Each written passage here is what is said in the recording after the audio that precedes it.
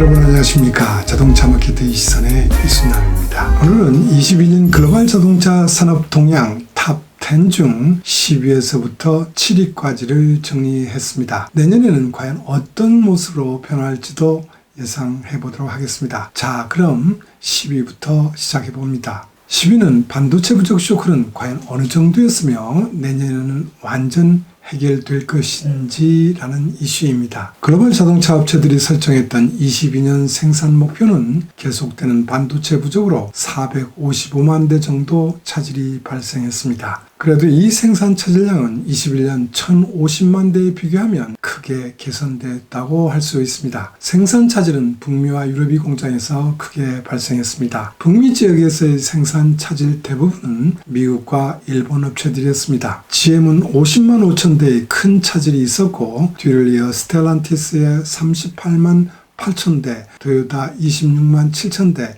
혼다 23만 4천 대 순이었습니다. 반면 테슬라, 현대차 그룹, 벤츠는 계획 대비 큰 차질이 없었던 것으로 나타났습니다. 소프트웨어 기술을 활용하면서까지 반도체 조달 관리를 잘했던 테슬라의 미국 시장 판매는 전년 동기비 56.4%나 증대했습니다. 미국 공장에서 생산 차질이 없었던 벤츠도 유럽에서 생산한 물량이 제때 공급되면서 전년비 7.1% 증가했습니다. 11월 판매 기준 판매 랭킹 1위자 1위는 토요타에서 다시 GM으로 넘어갔습니다. 그 밖에 순위 변화는 없지만 업체 간 판매 격차는 크게 벌어졌습니다. 구매 조달 전략이 무너졌던 혼다는 작년 미국 판매에서 현대차 그룹의 2만 3천 대 차이로 역전되었습니다. 반도체 조달 상황은 22년에도 크게 개선되지 못하면서 혼다의 미국 판매는 전년비 34.7%나 감소하는 큰 스몰을 당하고 있습니다. 현대차 그룹과의 판매 차이는 이제 45만 대까지 벌어지고 있습니다. 이러한 차이에는 혼다의 일본, 미국 생산 차질분도 컸지만 전기차 라인업 부재로 혼다의 많은 고객들이 타 브랜드의 전기차로 이동한 부분도 있습니다. 세계 반도체 공급 과잉 현상이 나타나고 있지만 자동차용 반도체 공급 제약이 곧 개선될 것이라고 보는 전망은 아직 작은 편입니다. 토요타의 구매본부장은 지난 11월 기자회견에서 반도체 공급 정상화는 23년이 될지 24년까지 계속될지 모른다고 했습니다. 폭스바겐과 스텔란티스 CEO도 최근 인터뷰에서 23년까지는 조달 어려움이 계속될 것이라는 의견을 내놓고 있습니다. 내년 반도체 공급은 개선되겠지만 계속되는 경기 침체로 수요가 감소할 것이라는 전망 아래 23년 반도체로 인한 생산 차질분은 약 300만 대 정도로 축소될 것이라고 예측되고 있습니다. 자, 다음은 탑 10 중 9위입니다. 올해 세계 1위 판매 메이커는 누가 될까요? 입니다. 토요타는 전기차 판매가 미미해도 계속하여 세계 판매 1위 자리를 유지할 것으로 보입니다. 폭스바겐과 토요타는 환경규제 대응 기술을 넣고 디젤과 하이브리드로 1라운드 경쟁을 했지만 디젤 스캔들로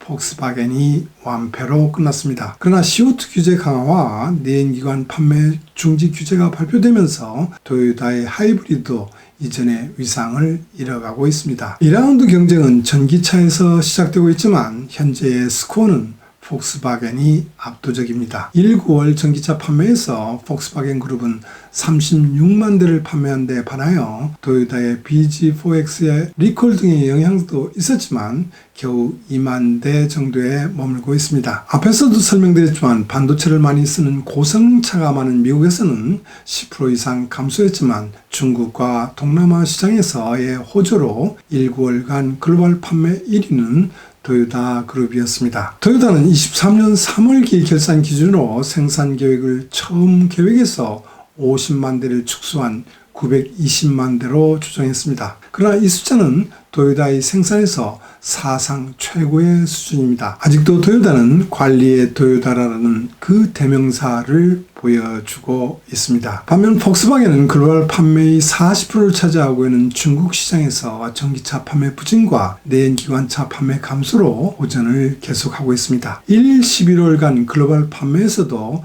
토요타 그룹과의 격차는 214만 대로 벌어졌습니다. 그러나 이 자동차의 두 거인은 테슬라 대비 7배, 8배를 많이 팔고 있지만 대당 순이익은 테슬라의 10%, 12% 수준에 머물고 있습니다. 폭스바겐 그룹의 순이익은 토요타의 68% 수준입니다. 폭스바겐이 위기감이 더 커 보입니다. 탑 10 중 8위는 인플레 억제법으로 날개가 꺾이는 현대차 그룹이라고 정했습니다. 08년 리먼 쇼크 후 저연비 승용차 시대가 되면서 토요타의 리콜, 일본 대지진 등의 반사 영향까지 받으면서 현대차 그룹은 크게 도약할 수 있었습니다. 그 너무 공격적인 판매를 하다가 실패도 했지만 이번에는 코로나와 전기차 시대가 다시 현대차 기아를 도약할 수 있는 기회로 만들고 있습니다. 19년부터 양사의 상품은 황금 라이프 사이클기에 들어가면서 판매와 더불어 브랜드 로열티도 증가하고 있습니다. 새롭게 개발한 전기차 판매 호조로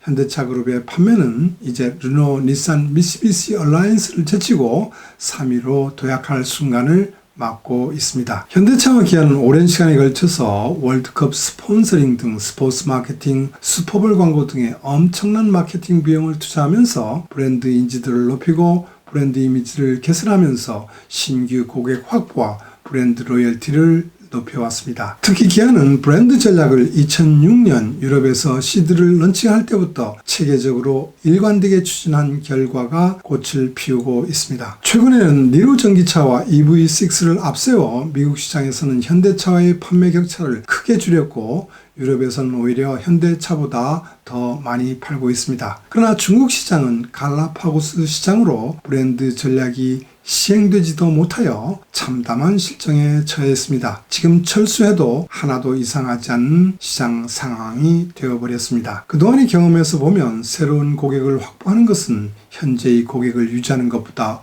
훨씬 돈이 많이 들고 어려웠습니다. 그런데 전기차는 그동안 수십 년에 걸쳐서 엄청난 마케팅 비용을 투자하면서 구축해놓은 브랜드 로열티를 매우 단기간에 쉽게 파괴하고 있는 것으로 나타났습니다. 한 조사에 의하면 놀랍게도 기아의 EV6는 전체 구매 고객이 79%가, 현대 아이오닉 5는 81%가 타 브랜드의 차를 타던 신규 고객들이었습니다. 이처럼 전기차는 현대차에게 양뿐만 아니라 매우 질적인 변화도 단기간에 기대할 수 있는 강력한 무기로 작용해왔습니다. 그런데 이러한 천재일우의 기회는 바이든 정부가 지난 8월 발표한 인플레 억제법으로 날아가 버릴 위기에 놓여 있습니다. 미국에서 전기차를 조립하고 생산해야 하는 기본 규정에다 배터리 원재료, 배터리 셀 팩까지 미국에서 생산된 것을 탑재해야만 7,500불의 전기차 판매 보조금을 받을 수 있도록 했습니다. 원재료와 배터리 셀 팩의 컨텐츠에 대한 구체안 마련이 내년 3월까지 연기되었다고 합니다. 그 시간까지는 미국에서 생산되는 전기차는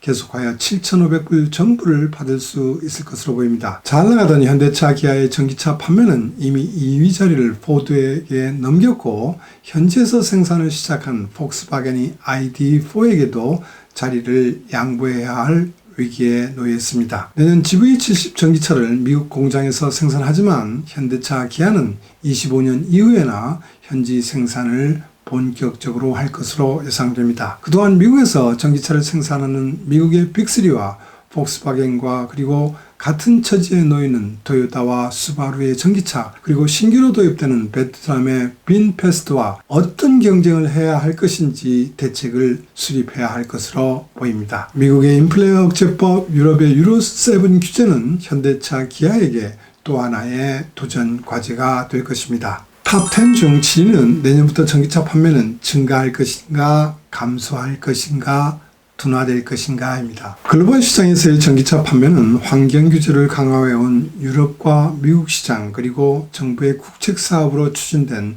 중국 시장에서 크게 증가해왔습니다. 특히 중국 시장에서 전기차와 플러그인 하이브리드 차의 보급 속도는 과거 몇 년 동안 엄청났고 지금은 세계 제1위의 전기차 시장이 되고 있습니다. 그러나 이러한 흐름에 반하여 판매 보조금은 축소되고 있고 전기차 판매 가격은 급격하게 증가하면서 전기차 판매 속도에 브레이크가 걸리고 있는 것으로 보입니다. 유럽 시장에서의 전기차 판매는 24.4%가 증가했지만 플러그인 하이브리드 차 판매는 11.8% 감소하여 올해 전체적으로는 6.5% 정도만 증가했을 뿐입니다. 이렇게 정체되는 배경에는 전기차 판매 보조금 축소의 영향도 있는 것으로 보입니다. 독일의 경우 전기차 판매 보조금은 작년 9,000유로에서 올해 6,000유로로 축소되었고 23년에는 다시 4,500유로로 축소됩니다. 중국 정부는 21년 NEV 판매 보조금 지원이 완료되는 해로 정했지만 코로나로 인한 경기 침체를 극복하고자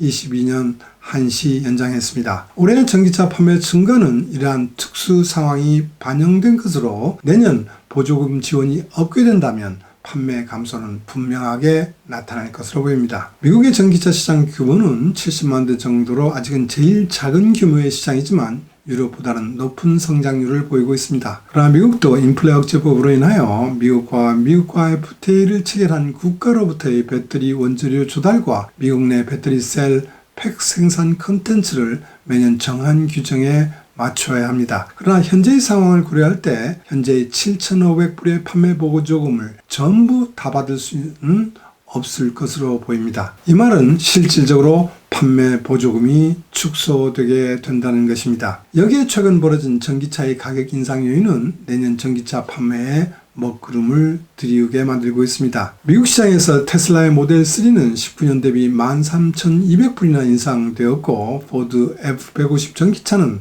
5개월 만에 16,000불이나 인상했습니다. 중국 시장에서 500만원대의 가격으로 전기차 판매에 돌풍을 일으키게 했던 흥광 미니 EV도 일본에서 코티 수상까지 하면서 일본 전기차 시장에 돌풍을 몰고 왔던 닛산의 사쿠라도 대폭적인 가격을 인상했습니다. 자동차 업체들은 배터리 기술 혁신, 생산 혁신과 규모의 경제로 50% 이상의 코스트 다운을 실현한다는 전략을 발표해왔습니다. 그리고 25년이면 내연기관차와 동일한 수익성을 확보한다는 전략이었습니다. 이 계획대로 진행되었다면 지금쯤은 배터리 팩 가격이 100불 이하로 떨어져야 했습니다. 그러나 배터리 생산에 중요한 리튬 가격이 2년 사이에 15배 이상 인상되면서 전기차 가격을 인상하지 않으면 안 되는 상황이 되었습니다. 여기에 세계적인 고금리 행진과 경기 침체로 소비자의 구매 심리는 다시 얼어붙고 있습니다. 이런 상황에서 내년 전기차 판매가 크게 증가하기는 매우 어렵다고 예상할 수 있습니다. 다음 시간에는 탑10 랭킹 6위에서 1위까지를 정리하겠습니다.